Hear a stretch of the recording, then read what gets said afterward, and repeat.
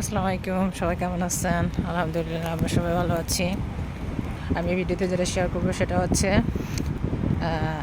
Schooling ভিসাটা কী এবং এটা কিভাবে অ্যাপ্লাই করতে হবে এবং ফুল ডিটেলস। আমি যদি কোনো কিছু কভার এই শর্ট ভিডিওতে না করতে পারি, পেজে ডিটেলস দেওয়া আছে, একটা পোস্ট করা আছে, আর কমেন্টে আপনারা জানাতে পারেন, কোনো সমস্যা নাই।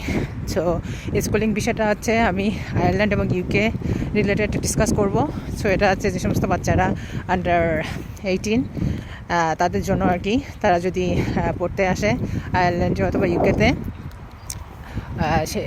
সেটাই আর কি তাদের জন্য ইস্যু করা হয়। সো এটা বেসিক্যালি প্রথমত আমি আয়ারল্যান্ড ডিসকাস করব। এটা অ্যাপ্লাই করার জন্য আপনার আইডি ইমিগ্রেশন পেজে ফুল ডিটেলস দেওয়া আছে, অ্যাপ্লিকেশন রিকোয়ারমেন্ট।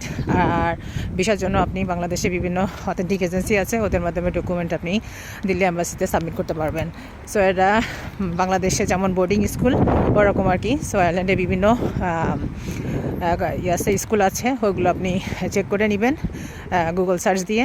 আর আপনার বাচ্চা যে সাবজেক্টে পড়বে কিংবা তাদের ফিস সব কিছু রিকোয়ারমেন্ট আর কি ওই স্কুলের পেজে ডিটেলস দেওয়া থাকে, ওখান থেকে দেখে নেবেন। আর ফিস বেসিক্যালি হয়তো 3,000 ইউরোর উপর থেকে স্টার্ট হবে, যেহেতু এর ভিতরে অনেক ধরনের আছে, অ্যাক্টিভিটিস আছে।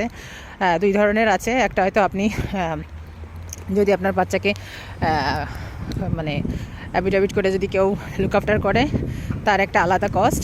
আর যদি আপনি ফুল একদম সব কিছু মানে স্কুলের অথরিটির উপরে দিয়ে দেন, তারও একটা আলাদা ফিস। সো এগুলো আপনার মানে ইমিগ্রেশন পেজে ডিটেলস দেখে নেবেন কীভাবে কী করতে হবে।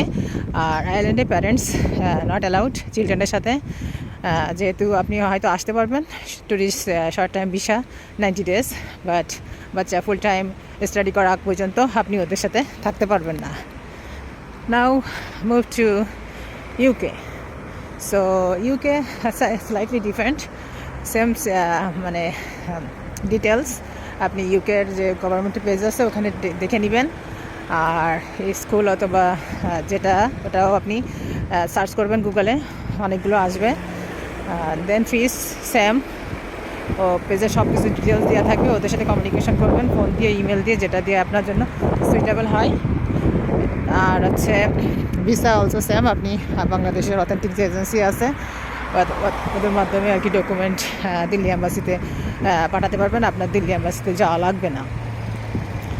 আর হচ্ছে যেটা প্যারেন্টস আসতে পারবে ইউকের স্কুলিং বিষয়ে বাচ্চার সাথে, এটা অ্যালাউড আছে।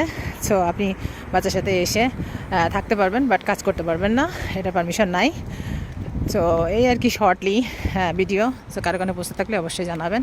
ভালো থাকবেন। আল্লাহ হাফেজ। আসসালামু আলাইকুম।